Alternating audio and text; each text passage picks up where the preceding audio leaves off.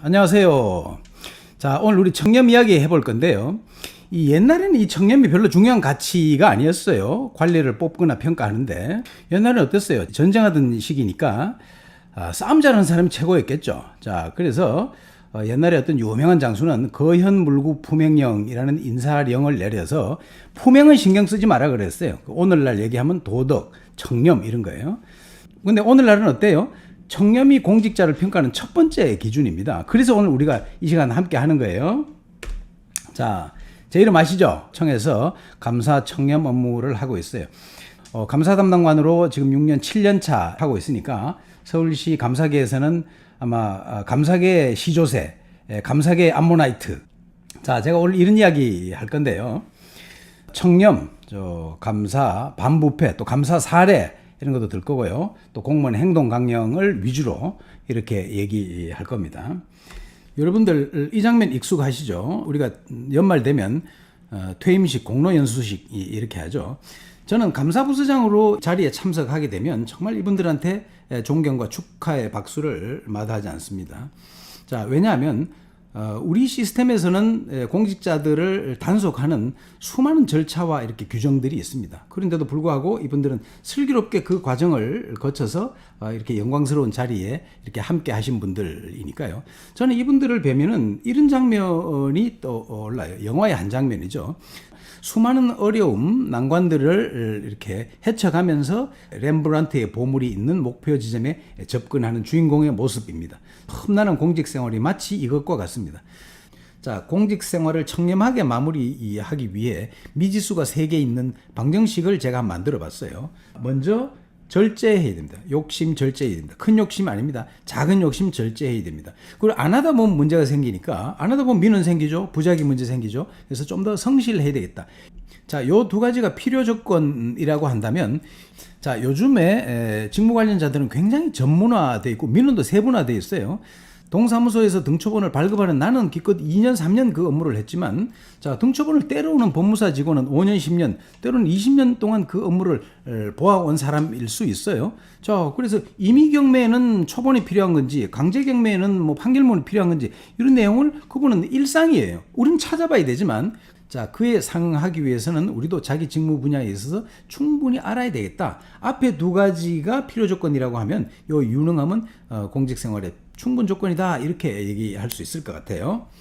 자, 부패는 공직자가 지위 권한을 남용하거나 법령을 위반해서 개인이 이득을 취하거나 기관에 손해를 입히거나 또 그러한 행위를 은폐하려고 하는 각종 시도들을 이렇게 부패라고 이렇게 명명합니다. 근데 이것만 가지고 좀 부족한 것 같아요. 그래서 제가 글자를 한번 뜯어봤습니다. 어떤 개념을 도대체 담고 있는지.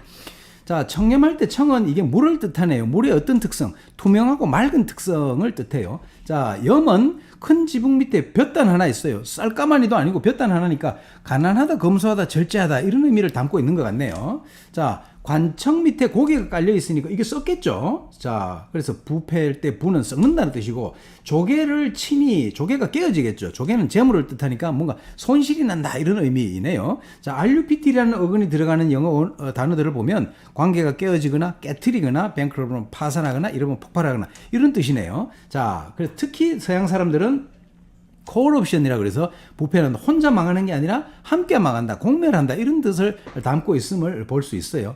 자, 그럼 부패가 왜 시작되는가? 자, 제일 큰 문제는 부패는 인간 본성, 그 DNA에 내재되어 있다는 점입니다. 그렇기 때문에 인류는, 특히 공직자는 숙명과도 같은 끊임없는 숙제다 이렇게 말할 수 있습니다. 구조적으로나 제도적인 측면도 있겠죠.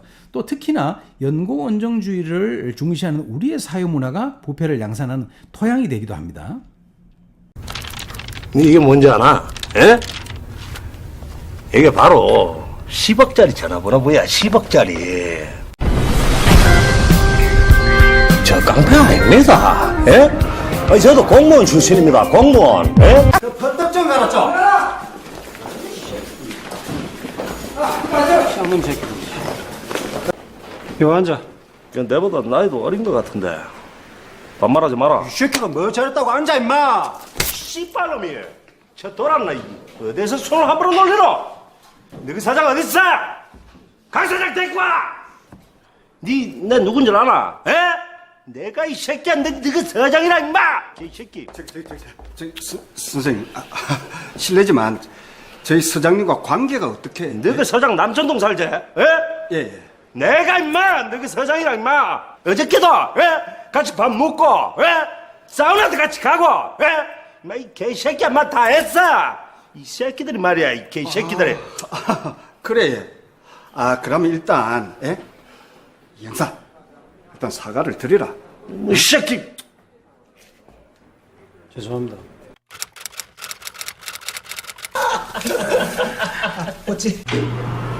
실례 좀 하겠습니다.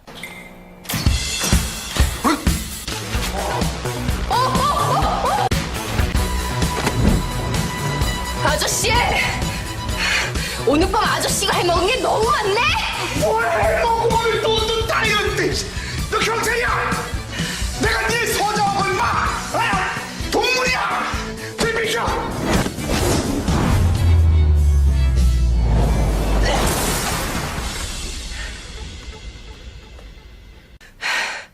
그래서 서장이랑 절친인데 어쩌라고! 자, 보셨죠? 자, 공직자들이 부패를 대하는 태도가 이만큼 환경과 의식이 달라졌습니다. 자, 부패 인식도 조사를 한번 볼까요? 자, 일반 국민들과 공무원이 부패를 보는, 청렴과 부패를 보는 인식은 아직도 이만큼 차이가 있습니다. 자, 이건 어디에 기인하는가? 자, 제가 볼 때는 첫 번째는 이 문제인 것 같아요. 우리 공무원들은 부패를 전통적인 의미의 위법 행위, 자, 요것만을 부패로 보는 반면에 일반 국민들은 불친절이나 무사한 일, 이런 모든 것들을 다 부패라고 이렇게 규정하고 성토합니다.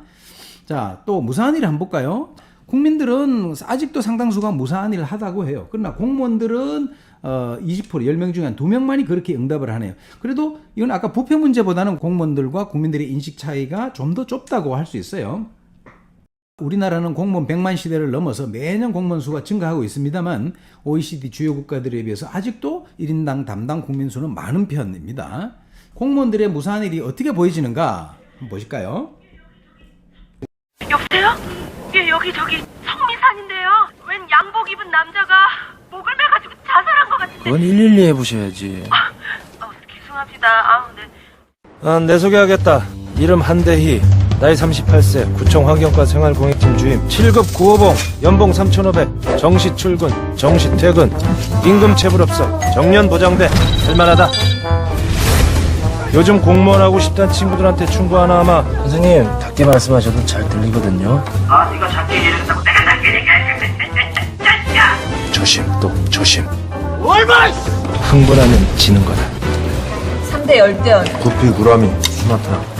세계 3대 맥주는 필젠비어, 레벤브롯, 기네스. 진짜 교양 있어. 포인트는 대세 낄 정도면 된다는 거. 공무원이란 직업 변화도 없고 너무 재미없지 않냐? 꼭? 난 전혀. 바로 그게 장점이야. 여러분들의 모습과 어떻습니까? 7급 구호봉 연봉 3,500만 원. 저 2013년인데 지금도 비슷한 것 같아요. 그렇죠? 자, 이렇게 공무원들이 무사한 일하는 이유가 뭐냐 하고 물어봤더니 책임 문제, 또 감사 문제 이런 거를 지적을 해요. 그래서 우리는 그 공무원들이 열심히 일할 수 있도록 감사가 그 뒷받침을 해줘야 되겠다 이런 생각을 가지고요. 자, 이분 공무원입니다. 영국 외교부의 공무원입니다. 이분은 본인의 책 역사의 연구라는 책을 도전과 응전이라는 원리로 인류의 문명의 흥망성쇠를 설명합니다. 그래서 이 책의 컨셉과 맞으니까 이분은 저술과 강연에서 청어와 물메기 얘기를 자주 인용합니다. 청어는 기름기가 많아서 부드럽고 DHA 함량이 높아서 우리 뇌 발달에도 좋다 그러죠. 자, 영국 사람들이 이 청어를 잡기 위해서 저 찬물, 저 북극을 넘어서 베링해까지 가서 청어를 잡아오는데, 자, 근데 돌아오는 과정에 다 죽는다는 거예요. 그래서 수조 속의 천적관계인 물메기를 몇 마리 넣고 온다는 거예요. 그럼 이렇게 따라다니면서 이 청어가 런던의 어시장까지 살아서 온다는 거예요. 그래서 난 이 이야기를 들으면서 우리 감사도 저렇게 직원들이 청렴한 조직 문화 속에서 성과 있게 업무 추진할 수 있도록 그런 환경을 조성해 줘야 되겠다, 이런 생각을 가지고 임하고 있음을 말씀드립니다. 자, 감사와 청렴 그 관계 한번 볼까요? 감사와 청렴은 어쩔 수 없이 좀 시소관계, 역상관 관계가 있어요. 특히 그것을 우리 지금 중국가 극명하게 이렇게 보여주고 있습니다. 2019년 기준으로 감사원에서 실적을 가지고 평가하는 중국의 감사활동 평가는 전국 10% 이내인 A등급입니다. 2019년 기준으로요. 자, 그런데 국민권익위원회에서 설문으로 하는 청렴도 측정은 우리가 5등급이에요. 이게 죄송한 얘기지만 이게 최하 등급입니다. 자, 외부 청렴도는 업무 관련자들, 내부 청렴도는 직원들의 설문에 의해서 실시가 되었습니다. 그 항목들을 보면 외부 청렴도는 이런 항목들입니다. 근데 맨 밑에 보면 우리는 2016년에 도심재생과 주택가 등의 간부들의 부패 행위로 인해서 다른 자치구에 비해서 10배 이상의 감점을 받았습니다. 그럼에도 불구하고 우리 주민들은 276명 중에 3명만이 부패 경험이 있다고 응답을 해 주셨습니다. 자, 다음 내부 청렴도를 한번 볼까요? 자, 내부 청렴도는 보면 우리 직원 105명 중에 47명이 400회 이상의 부패를 경험했다고 응답했습니다. 그러나 정작 우리 맨 밑에 볼까요? 내부 부패 사건으로 인한 우리 감점은 우리는 없었습니다. 다른 자치구들은 다소 있었습니다만 우리는 0점입니다. 그거는 감점이 없었습니다. 그럼에도 불구하고 우리 내부에서 이런 응답이 있었다는 것은 뭔가 내부에 힘든 점이 있는 것 같아요. 그래서 제가 이 청렴도 평가를 위해서 직원들을 격려하기 위해서 전에 치열업 공연했다는 거 여러분들한테 한번 말씀드린 적이 있어요. 사실은 이번에도 우리 대면 교육을 하면 제가 이 퍼포먼스를 하려고 사실 뭘 좀 준비를 했었어요. 제가 그 핸드폰으로 잠깐 담아왔어요. 아쉬워서 잠깐만 보여드릴게요.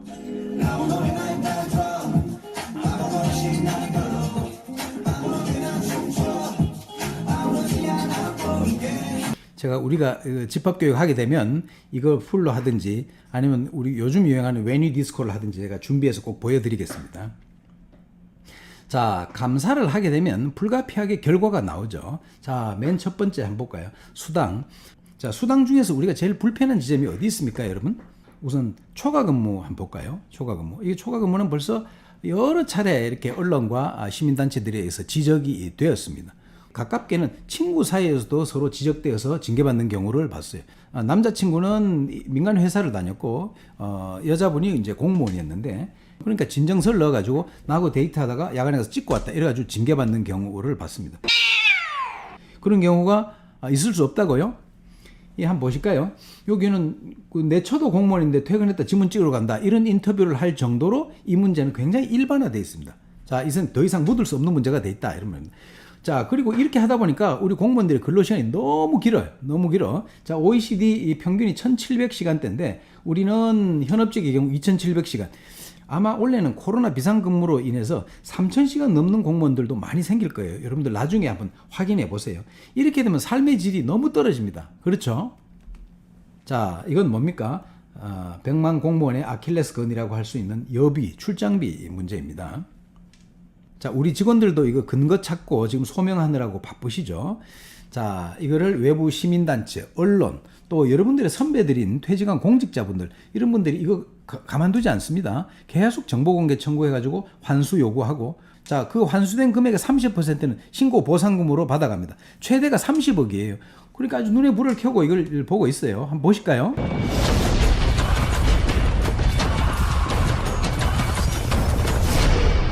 저희 취재진이 일부 여권과 공무원들의 수상한 출장 내역을 입수했습니다.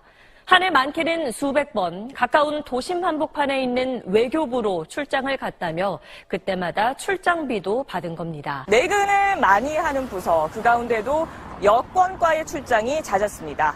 어딜 갔다 온 걸까요? 노원구청 여권팀은 지난해 14명이 1,700회 출장을 갔는데 그중 절반에 가까운 786차례가 외교부에 집중돼 있습니다. 정말 출장을 왔었는지 외교부에 물어봤습니다. 오긴 했는데 횟수가 전혀 다릅니다. 교육에 참석할 위해서 올 일이 있습니다. 자주 있지는 않고요. 1년에 10차례. 결국 출장은 핑계고 소액이나마 출장비가 목적이었던 건데요. 여권 사무를 대신해주는 대가로 외교부에서 주는 국고보조금에서 탔쓴 걸로 보입니다. 그런데 수상한 외교부 출장 과연 노원구청뿐만이었을까요? 제가 서 있는 외교부에서 종로구청까지는 500m 거리입니다. 종로구청은 5분 거리인 이 외교부에 지난해 수백 번 출장을 다녀왔는데요. 직접 가야지 가능한 업무인 건지. 이제 민원 들어오는 건 이제 수시로 갈 수도 있고 이제. 구청별로 따져보면 그야말로 천차만별입니다. 가장 많은 곳은 노원으로 700여 차례, 종로도 500번이 넘고요. 용산 120여 차례, 강북과 은평도 수십 번이 넘습니다. 동작구, 관악구 등은 비공개라며 아예 출장 목적조차 밝히지 않았습니다. 자, 우리가 보조금 지급하면 정산 제대로 해야 됩니다. 자, 정산 제대로 하지 않으면 보조금이 눈먼 돈이라는 얘기 끊이질 않겠죠.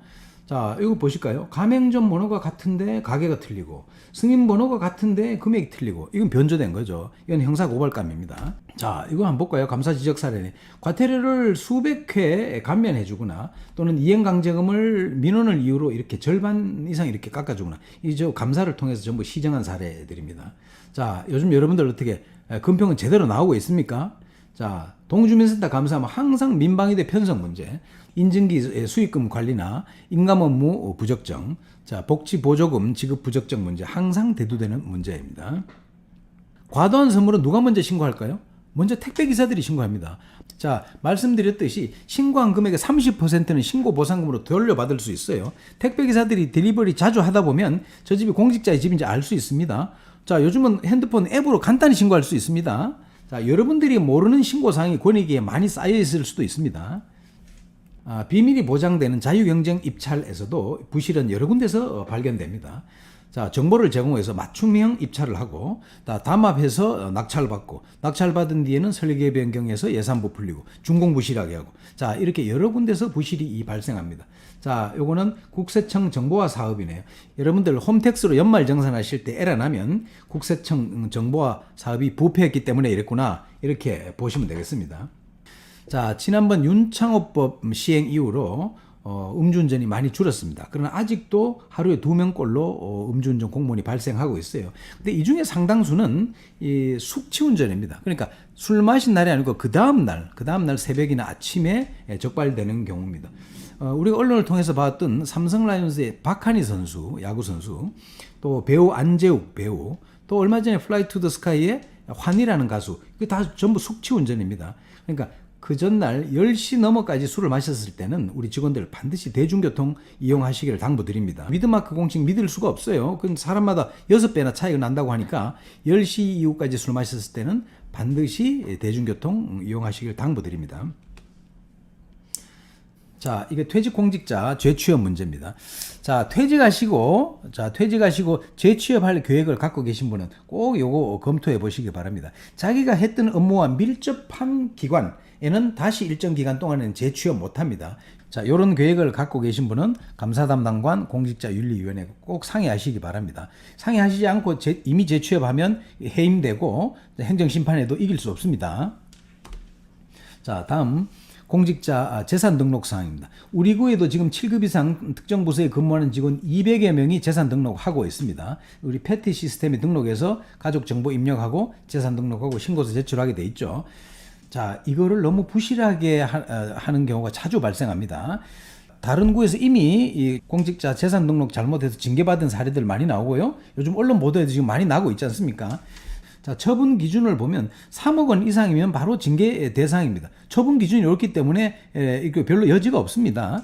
자, 근데 요즘 부동산가가 많이 올라서 집을 한 채 뭐 빼먹거나 작은 상가라도 또는 뭐 전세권이나 또는 뭐 분양권이나 이런 거 하나 미스하게 되면 바로 징계 대상이 됩니다. 다른 구에서 이미 징계 사례 많이 나오고 있습니다. 자, 우리도 요 비슷한 사례들이 자꾸 나오고 있어서 특별히 당부드립니다. 유념해 주시기 바랍니다. CPI 지수 요거 많이 들으셨죠?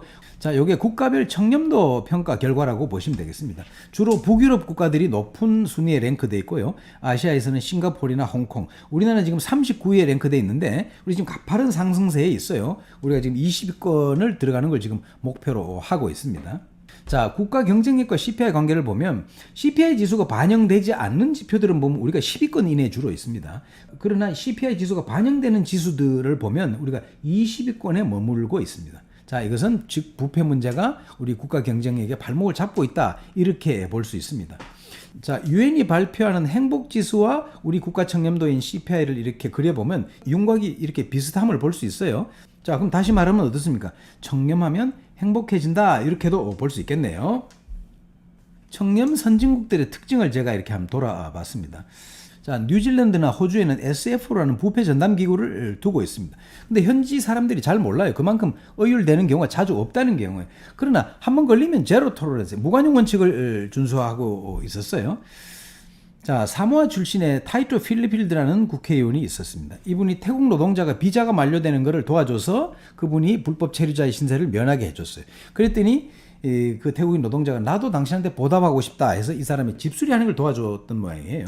근데 이것이 나중에 문제가 되어서 필드가 법정에 서고 말았습니다. 자, 사모아 출신의 이 사람은 그건 우리 사모아의 전통이다.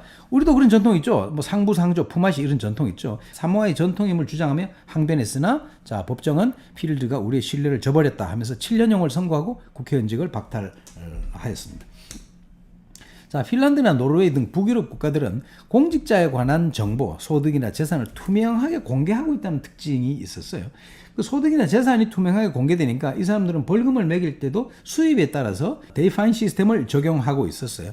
보통 유럽 사람들이 과속을 하게 되면 범칙금으로 30 내지 50유로를 낸다고 해요. 자, 이분은 안시 반요키라고 하는 노키아의 부사장입니다. 이 사람은 오토바이를 타고 가다가 과속을 해서 11만 유로, 우리는 1억 5천만 원의 벌금을 물게 됐다고 해요. 그래서 내가 그 지역에, 여기 노르웨이 왕궁 앞입니다. 교통경관에 물어봤어요. 이 제도에 대해서 불합리하거나 또는 부당하다고 생각하는 사람들이 없느냐 했더니 이분이 한 얘기가, 자, 누군가에게 벌금이 부담되지 않는다면 우리의 교통안전은 위협받을 수 있다 하면서 오래된 본인들의 제도에 대해서 깊은 자긍심을 갖고 있음을 보여주었습니다. 싱가포르는 공직범죄에 대해서는 유죄 추정의 원칙을 적용합니다. 본인들이 증명하지 못하면 처벌받는다는 거예요. UWO라는 게 Unexplained Wealth Order예요. 그러니까 자기가 증명하지 못하면 그거는 부당한 이익으로 해서 환수 조치당하고 처벌받는다, 이런 내용입니다. 말레이시아 연방에서 1965년 독립한 싱가포르. 당시만 하더라도 1차 산업을 기반으로 한 나라 살림은 가난하기 그지없었습니다. 사회엔 부패가 만연해 희망이 보이지 않는 나라였습니다. 싱가포르는 50여 년 전 부패방지법을 만들어 부패행위 조사국에 강력한 권한을 부여했습니다. 공무원, 민간인 가리지 않고 부패 혐의자를 직접 체포해 조사합니다. 1986년엔 리콴유 당시 총리의 최측근 장관이 뇌물수수 혐의로 조사받다 자살하기도 했습니다. We will never tolerate corruption. We will not accept any slackening or lowering of. 자, 이 리센룽이라는 사람이 앞에 나왔던 리콴유 총리의 아들입니다. 그러니까 이분들이 부자가 합쳐서 60년 이상 지금 집권을 하고 있는 거예요. 그럼에도 불구하고 이 체제가 유지되는 것은 조선이나 금융 등 경제적인 성공과 바로 이 청렴 정책 때문으로 보입니다. 자, 마지막 홍콩입니다. 홍콩은 우리하고 지리적으로도 문화적으로도 아주 가까운 곳입니다. 홍콩은 80년대까지만 해도 부패의 상징이었어요. 과거의 영웅본색이나 첩혈쌍웅 같은 영화들이 다 느와르 영화로 그러죠. 느와르라는 게 범죄를 뜻하는 게, 홍콩이 그만큼 범죄의 상징처럼 우리가 인식되어졌었죠.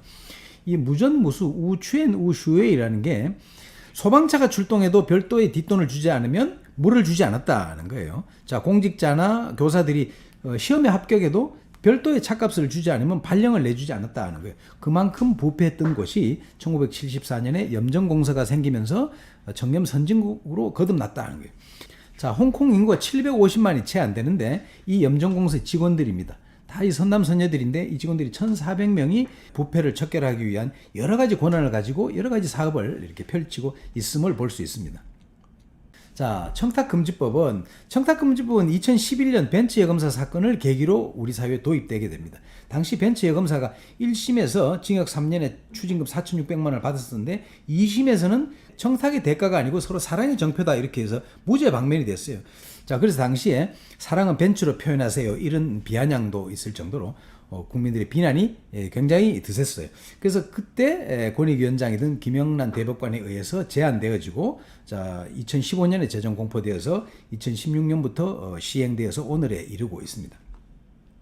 청탁금지법은 두 덩어리입니다. 2장 부정청탁과 3장 금품입니다. 자, 적용 대상은 공공기관과 공직유관단체뿐만 아니라 언론사와 각급 학교들도 해당이 됩니다. 이 도입될 때 언론사들에서 굉장한 이렇게 반발이 있었어요. 적용 대상은 220만, 그 배우자까지 하게 되면 400만을 더 초과하게 될 것이고요. 또 상대방까지 포함하는 거니까 어차피 전 국민이 적용 대상이라고 할 수 있습니다. 자, 청탁금지법은 우리 과거에 공부했듯이 이런 14가지 분야에 있어서 공직자가 법령을 위반하게 하거나 지휘권을 남용하게 하는 청탁을 부정청탁이라고 하고, 근데 이걸 일괄적으로 규제하게 되면 국민들의 권리 주장이 너무 위축된다 해서 예외 조항을 7가지를 두었습니다. 예외 조항이 더 우선합니다. 이런 방식으로 제기하면 부정청탁으로 보지 아니한다 이런 말입니다. 자, 다음 금품은 100만 원을 기준으로 한다는 거 아시죠? 예외 사유가 아니면 100만 원을 초과하는 금액은 무조건 형사처벌입니다. 100만 원 이하라도 직무 관련성이 있으면 과태료 처분받을 수 있다 하는 내용 아시죠? 그러나 이 역시 일률적으로 이렇게 단속하게 되면 우리가 예산을 사용해서 사업을 하는 거나 또는 경제활동, 사회활동 하는 거나 다 이렇게 금품이 오고 가는 건데 그런 활동이 너무 위축될 수 있겠죠. 그래서 요 역시 요 8가지를 예외 사유로 두고 요 조항을 더 우선적으로 적용한다. 자, 한 가지만 한번 볼까요? 자, 내가 승진을 했어. 그럼 삼촌이 돈을 200만 원 주셨어. 옷도 한 벌 사입고 직원들한테 턱도 내래요. 자, 그럼 그거 받아도 되나요? 받아도 되죠. 왜? 이 8조 4항 4호에 해당되네요. 친족이 주는 금품이기 때문에 그렇습니다. 100만 원을 초과하는 금액도 상관없다는 겁니다. 자, 정당원 권한이 있는 경우, 자, 사적 거래, 내가 빌려준 돈 받는 거, 뭐 임차 보증금 이사 갈 때 돼서 돌려받는 거 상관이 없겠죠. 그래서 요 조항이 앞에보다 우선한다 이렇게 알아두시면 되겠습니다.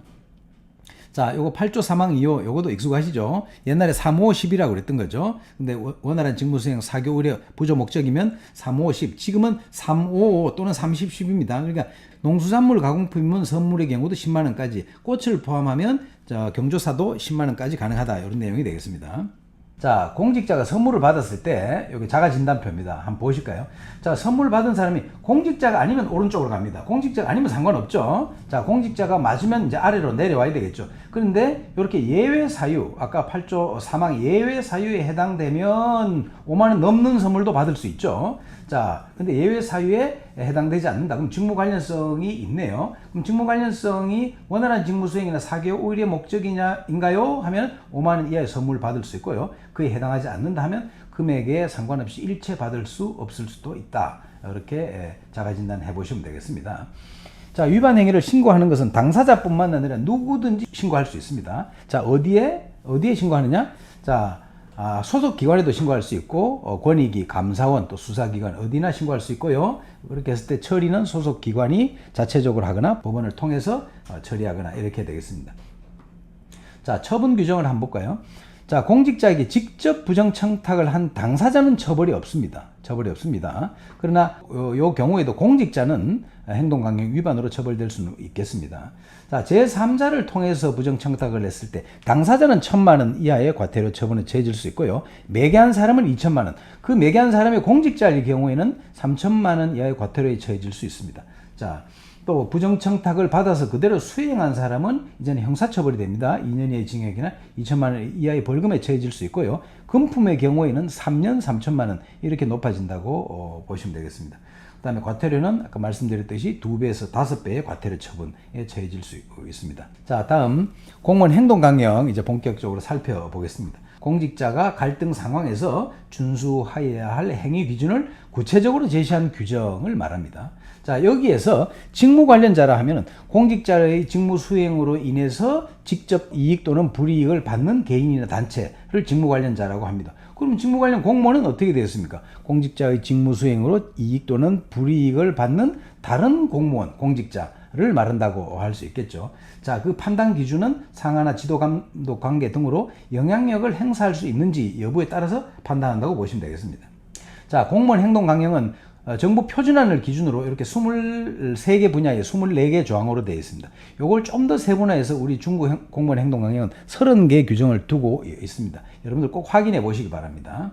자, 요중에 여러분들이 생소하거나 자주 실수할 수 있는 경우 몇 가지를 직접 설명해 드리도록 하겠습니다. 자, 상급자가 공정한 직무 수행을 해치는 부당한 업무 지시를 했을 때 거부할 수 있습니다. 다만 그 사유를 소명해야 됩니다. 자, 그러나 그 일이 하급자가 하기 어려운 일이라고, 하기 싫은 일이라고 거부해서는 안 되겠죠. 부당 지시의 판단 기준은 상급자의 지시가 법령에 위반되는지, 또 공공기관의 재산상 손해를 입히는지, 또는 상급자가 사적 이익을 위해서 그러는지, 아니면 지위 또는 권한을 남용하는 행위인지. 자, 요 내용은 우리가 아까 보았듯이 이거는 부패의 구성 요건입니다. 즉 상급자가 부패한 업무 지시를 할 때, 자, 하급자는 행동강령 책임관과 상담하거나 기관장에 상의해서 적절한 조치를 취할 수 있다. 그런 내용입니다. 우리 중구 공무원 행동강령 4조 4호에는 민원은 다른 업무에 우선하여 신속하게 처리해야 한다는 규정이 있습니다. 제가 지난번 청렴교육에서도 이 사례를 들었었는데 1년 6개월 동안 많은 사람들의 민원 제기에도 불구하고 방치되었다가 이렇게 보도가 난 일이 있었습니다. 그래서 저희가 조사해서 즉시 시정토록 한 바가 있습니다. 내가 업무를 보고 있는데 그 업무가 나와 사적으로 이해관계가 있어. 그러면 공정한 직무 수행을 하기 어려울 수도 있고 또 공정한 직무를 수행하고 있지 못하다고 오해받을 수도 있겠죠. 자, 그런 경우에는 자, 서면으로 기관장에게 신고해서 직무배제 조치를 해야 한다. 자, 사적 이해관계의 범위에 대해서는 자, 내가 건축가 직원인데 자, 건축물 대수선 신고가 들어왔어요. 근데 내용을 보니까 내 동생이 일하고 있는 회사예요. 또 업무 협의를 더 빨리 돌릴 수도 있고 또 구비 서류를 더 간단히 해주는 것을 오해받을 수도 있겠죠. 자, 그럴 경우에 사적 이해관계로 신고해야 된다. 자, 다음 퇴직자 접촉 신고 사항입니다. 이 부분도 여러분들 좀 생소하실 거예요. 자, 우리 기관에서 퇴직하신 선배가 나와 직무 관련자가 됐어. 자, 이럴 경우에는 전관 예우라든지 퇴직자 로비스트화라든지 이런 것 때문에 직무를 공정하게 처리하지 못할 가능성이 있죠. 그래서 우리 기관에서 퇴직한 지 2년 이내에 계신 퇴직자 선배가 직무 관련자가 됐을 때는 그분과 골프나 여행, 사행성 오랑, 그분이 비용을 지불하는 회합 등의 경우에는 서면으로 사전에 신고해야 된다 하는 조항입니다. 공용물의 사적 사용 수익 금지. 이건 여러분들 상식적으로 다 인지하고 있을 것입니다만은 그러나 실제 감사 사례에서 보면 이것도 많이 지적되는 경우입니다. 자, 실제 사례를 한번 볼까요? 주말에 관용 차량을 가지고 공직자 동호회 모임, 산악회라든지 낚시회라든지 이런 거 가는데 구청의 관용 차량, 버스 같은 거 가져가도 됩니까? 자, 그럴 경우에는 기관장의 승인을 받고 일시적으로 사용할 수 있다. 이렇게 기억하시면 되겠고요. 공용물의 사적 사용 수익 금지, 주로 부서에서 회계 처리를 담당하는 직원들이 법카 가지고 이렇게 빵집이라든지 문구점이라든지 이런 데 했을 때 포인트 쌓이는 거 있죠. 또 특히나 국외 공무 연수 가는 경우에 마일리지, 항공 마일리지 쌓이죠. 이런 거 반드시 우리 프로그램에 등록하고 다음 연수에서 그거 차감하고 지급 정산해야 된다. 이거 기억해 두시기 바랍니다. 자, 다음 직무 관련자와 거래 신고 사항입니다. 직무 관련자와 금전 거래를 하거나 부동산, 자동차 등 규모가 큰 거래 행위를 하거나 또 직접적인 계약을 체결하는 행위, 이런 경우에는 반드시 소속 기관장에게 신고해야 한다. 이렇게 기억하시면 되겠습니다. 자, 다음 경조사 통지 제한입니다. 자, 직무 관련자에게 경조사 통지하면 안 됩니다. 공직자가 우월적 지위를 이용해서 편법으로 금품 수수 행위하는 것을 방지하고자 하는 조항입니다. 자, 예를 들어서 내가 건축가 직원인데 자, 우리 집의 경조사를 중구건축사협회에 팩스로 통지하고 이게 되겠습니까? 이건 곤란하다 이런 얘기입니다. 주민센터에 근무하는 직원이 본인 장가간다는 사실을 UMS 통합 메시지 시스템으로 거기에 있는 직능단체분들, 통장님들, 또 주민자치위원분들 이런 분들한테 쭉 이렇게 문자를 보냈어요. 그러면 어떻게 되나요? 그 문자 메시지는 다 기록이 남아있죠. 그러면 신혼여행 갔다 와서 이렇게 조사받으러 와야 되는 안타까운 경우 본 적이 있습니다. 그러면 경조사 통지는 어떻게 되냐? 직무 관련자가 아닌 사람들한테는 상관없겠죠. 그리고 불특정 다수가 보는 신문, 방송 등에 내는 건 상관없습니다. 그리고 전 현직 근무자들이 함께 보는 내부 통신망 등에 올리는 건 상관이 없습니다. 자, 다만 직무 관련자들이 수시로 볼 수 있는 홈페이지라든지 또는 직무 관련자를 보게 하기 위한 목적으로 SNS에 올리는 거, 이런 경우는 좀 주의를 할 필요가 있다. 자, 정의의 반대는 뭔가요? 자, 불이인가요? 자, 그러나 오늘 우리가 청탁금지법과 공무원 행동강령을 통해서 본 정의의 반대는 뭐일까요? 저는 이거를 의리라고 생각합니다. 자, 부정한 청탁은 누구에서부터 오나요? 부정한 금품은 누구에서부터 오나요? 자, 그건 다 아는 사람들에서 옵니다. 그래서 정의의 반대는 의리라고 할 수 있습니다. 아는 사람으로부터 부패의 문이 열리게 됩니다. 자, 하급자들은 결정할 권한이 없다고 말하세요. 자, 부정한 청탁에 대해서 상급자들은 아랫사람 핑계 대세요. 요즘 직원들이 그런 부당한 지시는 말 듣지 않는다고 그러시고요. 만나자 하면 CCTV 있는 데서 만나시고요. 자, 식사를 꼭 해야 되면 들어갈 때 본인 밥값은 계산하고 들어가세요. 그럼 마음이 편안해집니다. 니들 국민 세금으로 월급 받잖아. 야, 공무원이면 뭐 그 정도 사명감 정도 있어야 되는 거 아니야? 우리 아빠 군대에서 8명 목숨 구하고 돌아가셨어. 공무원? 사명감? 나 그딴 거 눈꼽만큼도 없어. 다 먹고 살려고 이 짓 하는 거야. 나 하나 잘리면 우리 가족들 다 길거리에 나앉아. 여러분들 공무원 하시면서 여러 가지 애로도 많고 고뇌도 깊으시죠. 자, 그러나 이 내용은 인류 역사상 가장 위대한 철학자라고 일컬어진 임마누엘 칸트가 그의 철학을 결론으로 그의 묘비명으로 삼은 것입니다. 저는 이걸 이렇게 해석합니다. 공직자들의 가슴 속에 반짝이는 도덕률, 이야말로 우리 공동체의 미래를 위해서 가장 경이롭고 감사한 일이라고 가장 위대한 철학자가 이렇게 돌의 세계에서 영원히 우리에게 말해주고 있다. 저는 이렇게 생각합니다. 오랜 공직 생활에서 지속적으로 청렴을 유지하기가 정말 쉽지 않은 문제입니다. 그러나 오늘 우리가 함께 이야기 나누었던 이 순간을 오랫동안 기억하신다면 여러분들 우리가 처음에 보았던 그 영광스러운 자리에 여러분들 모두 함께 서실 것이라 확신합니다. 청렴은 사랑입니다. 사랑하세요. 감사합니다.